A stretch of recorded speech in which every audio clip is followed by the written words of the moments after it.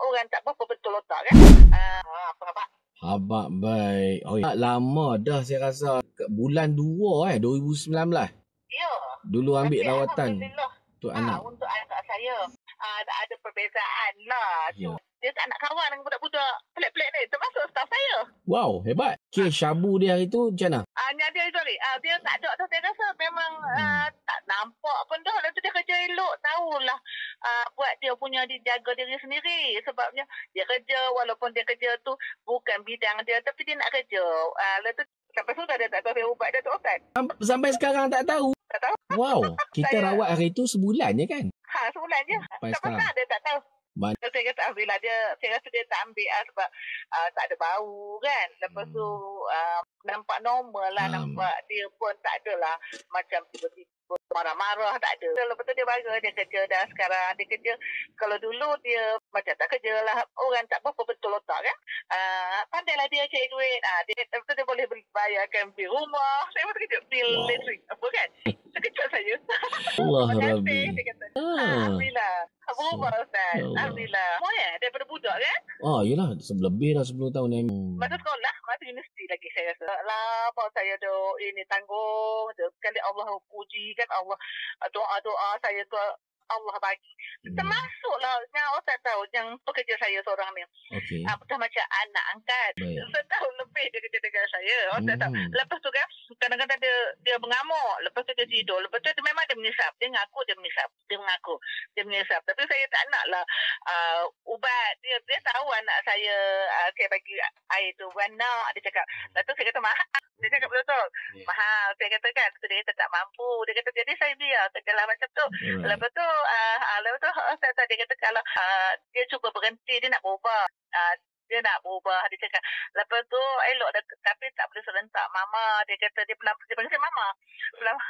Dia macam anak angkat kan, tak boleh serentak. Katanya elok dia slow-slow. Kadang-kadang saya nampak juga dia angin kan. Nampak juga kadang-kadang dia high dia tu. Lepas tu kita tangkap lah. Tu saya kata saya kesian dekat dia. Saya cakap kakak dia jamin lah kan. Jamin. Lepas tu saya kata kalau keluar, kalau tak diubat, dia mesti menyesal. Dan dia akan jadi jahat juga balik. Jadi saya kata kalau apa, kenalah minta tolong ke Ustaz di Al-Coaching ni. Saya kata mungkin insyaAllah saya kata kalau dia berhenti dadah tu, maka kemungkinan dia tak adalah jadi jahat. Kan dia benci kawan-kawan kan. Kawan-kawan jahat tu.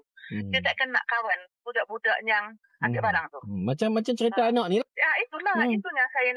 Itunya saya nak cuba tolong mak bapak ni. Mak bapak ni macam nak pengsan tu kena tangkap tu. Sian saya tengok. Kalau saya tolong, saya kata tong-tong lah jamin tu. Saya kata lepas tu nanti saya tanya dekat saya tak cakap lah saya pernah ambil ubat dekat Ustaz. Tapi saya cakap kita usaha insyaAllah.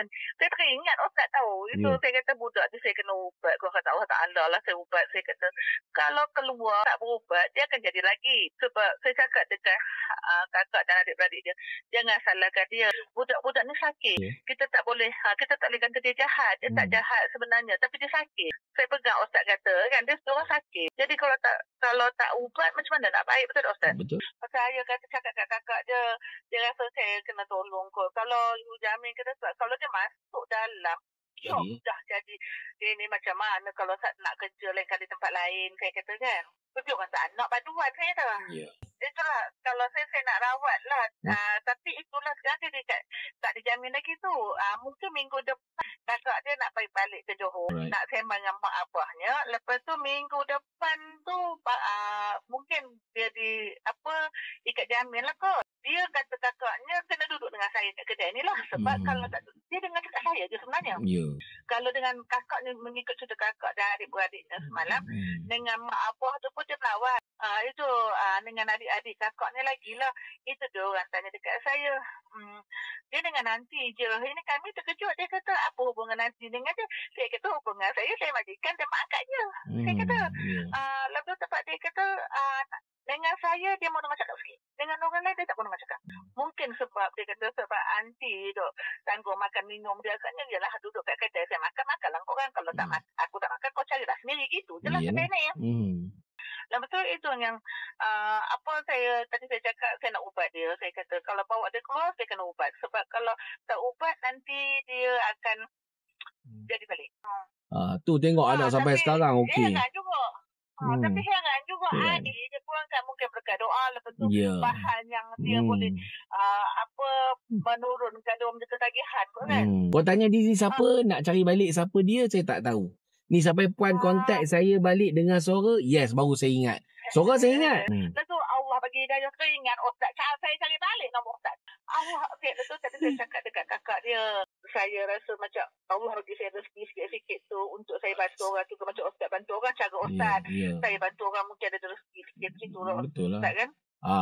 Dia kata macam contoh puan, ambil untuk dia kan. Yang tu infak berlaku daripada sana. Daripada pihak puan. Memanglah bukan anak sendiri. Tapinya boleh jadi ini jadikan zakat, boleh jadikan sedekah, boleh jadikan bantuan menjadinya. Banyak orang pilih untuk lebih kepada nak ambilkan lah sedekah je lah.